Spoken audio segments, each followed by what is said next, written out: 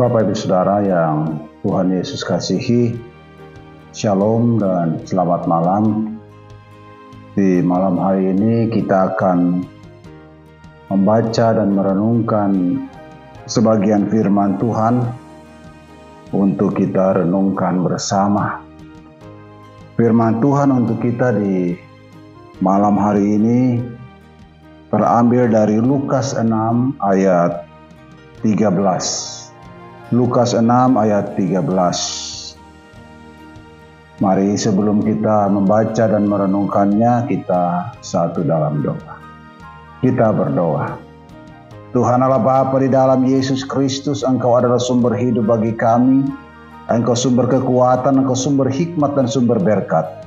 Bahkan Engkau juga menganugerahkan firman-Mu Tuhan untuk kami pakai dalam kehidupan kami. Engkau membimbing kami, mengajar kami. Oleh firman Tuhan kami boleh bertumbuh, berkembang, mengenal Tuhan dengan baik, tetapi juga kami bisa setia dan taat kepadamu Bapa. Ya Bapa, di dalam Yesus Kristus kami akan membaca dan merenungkan firman Tuhan ini. Kuduskan kami semua, baik hamba-Mu yang menyampaikan firman, tetapi jemaat juga yang mengikuti renungan kami di malam hari ini. Terima kasih Bapa, di dalam Yesus Kristus kami berdoa. Amin. Matius 6 ayat 13.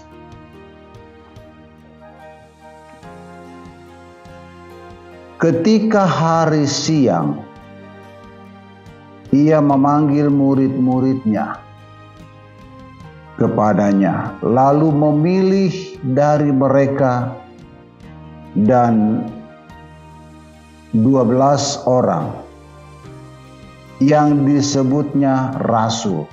Saya ulangi, ketika hari siang ia memanggil murid-muridnya kepadanya, lalu memilih dari antara mereka 12 orang yang disebutnya rasul. Bapak Ibu Saudara yang Tuhan Yesus kasihi, kita tahu bahwa Tuhan Yesus mempunyai misi yang begitu besar bagi kehidupan kita umat manusia. Misi Tuhan Yesus adalah yang pertama mau menyelamatkan manusia dari kuasa dosa. Tuhan Yesus mau menganugerahkan kehidupan yang sempurna, kehidupan yang penuh damai dan sejahtera. Tuhan Yesus mau menjadikan kita sebagai umat-Nya, sebagai alat Tuhan untuk menjadi berkat bagi banyak orang. Tuhan Yesus mau supaya hidup kita bisa memuliakan nama Tuhan di dalam seluruh aspek kehidupan kita. Itulah misi besar Tuhan Yesus, Bapak Ibu Saudara. Nah, di dalam dia melaksanakan misi besar Tuhan Yesus itu, maka Tuhan Yesus mau melibatkan murid-muridnya, melibatkan orang-orang yang percaya kepadanya untuk ikut serta di dalam karya penyelamatan Tuhan Yesus. Nah, Bapak Ibu Saudara, kita perhatikan ayat yang kita baca ini. Dikatakan tadi ayat 13, dikatakan bahwa ketika hari siang ia memanggil murid-muridnya kepadanya. Dia memanggil. Yang kedua, setelah dia memanggil semua murid-murid, yang kedua adalah memilih. Dan setelah memilih, lalu murid-murid itu dijadikan sebagai rasul. Rasul itu berarti orang yang diutus untuk melaksanakan suatu misi. Dipilih, dipanggil, dipilih, dan diutus. Nah, Bapak Ibu Saudara kekasih Tuhan, murid-murid pada waktu itu banyak, bukan hanya 12. Semuanya dipanggil oleh Yesus. Setelah mereka dipanggil semua, lalu Yesus memilih di antara mereka itu 12 rasul, 12 orang. Lalu setelah Yesus memilih 12 orang, lalu Yesus mengutus mereka. Mereka menjadi rasul, diutus untuk melaksanakan misi penyelamatan dunia. Nah, Bapak Ibu Saudara kekasih Tuhan, bagaimana dengan kita sebagai umat Tuhan sekarang? Kita tentu sudah dipanggil oleh Tuhan, kita sudah masuk ke dalam persekutuan dengan Tuhan. Kita bukan orang-orang yang belum dipanggil, kita sudah dipanggil. Dan kita sudah masuk di dalam persekutuan dengan Tuhan. Kita sudah menjadi anak-anak Tuhan, milik Tuhan. Nah, sekarang Tuhan memilih orang-orang yang sudah dipanggil ini untuk diutus. Nah, seperti kita sudah dipanggil, tetapi kita juga dari antara kita dipilih. Jadi kita semua belum terpilih Bapak Ibu, hanya terpanggil masuk ke dalam persekutuan. Nah, kita dipilih dari yang terpanggil ini, kita dipilih oleh Tuhan supaya kita diutus ke tengah-tengah dunia. Nah, proses pemilihan itu Bapak Ibu Saudara, kalau dulu murid-murid Yesus itu ya, murid-murid Yesus 12 orang itu dididik, diajar, diberikan teladan-teladan, diberikan pemahaman-pemahaman oleh Tuhan Yesus selama 3,5 tahun. Jadi kalau sudah 3,5 tahun itu sudah kalau kuliah itu sudah sama dengan sarjana, ya S1. Sedangkan kita dipilih oleh Tuhan untuk dijadikan, untuk diutus ke tengah-tengah kehidupan kita. Bapak Ibu Saudara, kita dipilih itu melalui proses yang panjang, proses kehidupan, proses seperti kita masuk ke dalam suatu arena seleksi kehidupan, seleksi alam kehidupan. Sekian tahun lamanya kita mengikut Yesus, sebenarnya kita sudah ada di dalam proses pemilihan. Apakah kita terpilih atau tidak? Nah, itu terjadi di dalam seleksi alam kehidupan kita.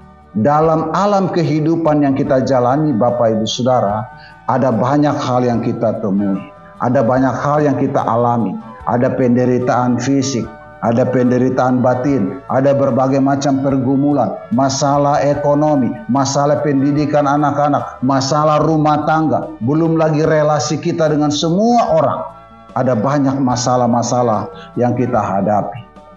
Itulah yang disebut dengan seleksi alam kehidupan, dan kita ada di dalamnya. Jadi segala macam kesusahan, penderitaan itu membuat kita terseleksi. Apakah kita layak menjadi guru kehidupan atau tidak? Apakah kita layak untuk menjadi rasul, untuk bisa diutus oleh Tuhan di dalam kehidupan kita, ya, dalam pekerjaan Tuhan yang besar atau tidak? Jadi kalau dalam perjalanan kehidupan kita Bapak Ibu Saudara, ternyata kita mudah sekali jatuh. Kita mudah sekali kecewa dengan hidup ini. Kita mudah sekali frustrasi.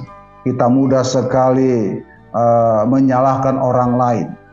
Di dalam diri kita ada duri-duri yang menyakiti hati kita sendiri. Duri-duri penghalang. Sehingga kita tidak mampu untuk bersabar, kita tidak mampu untuk bisa kuat menghadapi tantangan yang berat. Itu berarti kita belum terseleksi dengan baik.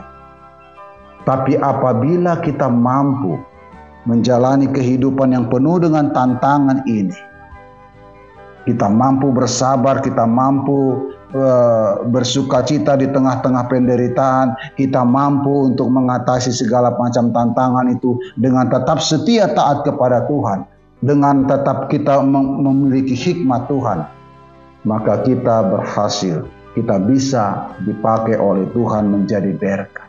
Kita bisa menjadi guru rohani bagi orang lain. Kita bisa bersaksi kepada orang lain. Kita bisa memberitakan kebesaran Tuhan kepada orang lain.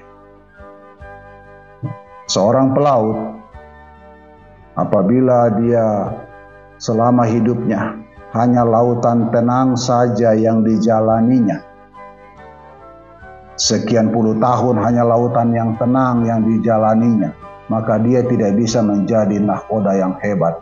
Dia tidak bisa menjadi contoh teladan yang baik sebagai seorang nahkoda. Tetapi apabila dalam perjalanan kehidupannya sebagai seorang nahkoda, dia banyak mengalami tantangan di laut, ombak, gelombang, angin kencang dan sebagainya, tantangan yang berat, maka dia akan bisa menjadi seorang yang dibanggakan. Dia bisa menjadi contoh teladan sebagai seorang nahkoda yang baik. Dia bisa bersaksi, dia bisa mengajar orang lain. Karena apa? Karena dia sudah mengalami semua seluk-beluk, susah beratnya, asam garamnya penderitaan di dalam dunia. Dan dia tetap setia taat kepada Tuhan. Itulah yang Tuhan kehendaki dalam kehidupan kita. Kita harus berhasil dengan semua proses yang kita alami lewat seleksi alam kehidupan ini. Karena Tuhan mau kita menjadi berkat. Tuhan mau kita bersaksi. Tuhan mau kita memuliakan nama Tuhan di dalam kehidupan kita.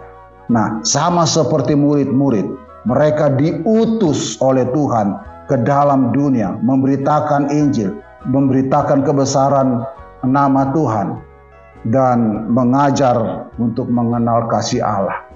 Kita juga sama seperti para rasul. Kita juga dibentuk oleh Tuhan supaya kita mampu melaksanakan misi penyelamatan yang dilakukan oleh Tuhan Yesus. Kita menjadi sahabat dengan Tuhan Yesus untuk melaksanakan misi penyelamatan itu. Kita harus bangga Bapak Ibu Saudara.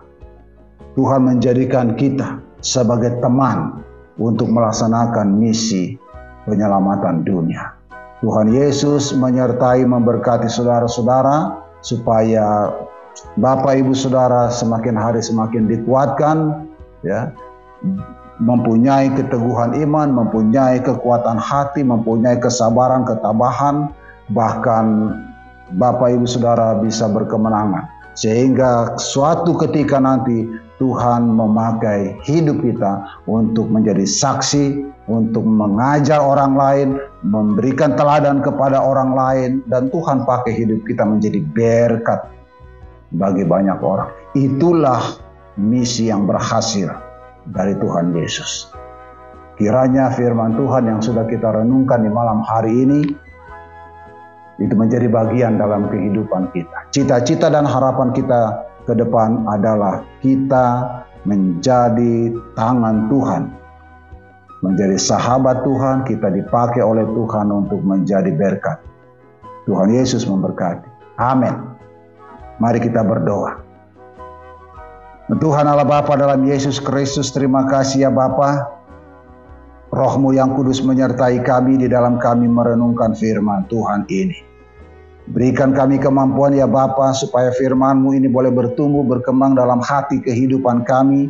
Sehingga ketika Tuhan memanggil kami, ketika Tuhan mengutus kami untuk melaksanakan misi pelayanan, melaksanakan misi penyelamatan, melaksanakan misi pemberkatan bagi orang lain, kami sebagai umat-Mu sanggup melaksanakan misi itu. Terima kasih Bapa, inilah syukur kami dalam Yesus Kristus. Amin. Bapak Ibu Saudara kekasih Tuhan, terima kasih Bapak Ibu Saudara sudah mengikuti renungan kita di malam hari ini. Satu harapan besar dari Tuhan Yesus adalah kita persiapkan diri kita dengan baik untuk dipilih dan dipakai oleh Tuhan Yesus menjadi saksi, menjadi alat Tuhan untuk memberkati semua orang. Dan melalui hidup kita, Tuhan Yesus dipuji, dimuliakan. Tuhan Yesus memberkati Bapak Ibu Saudara. Amin.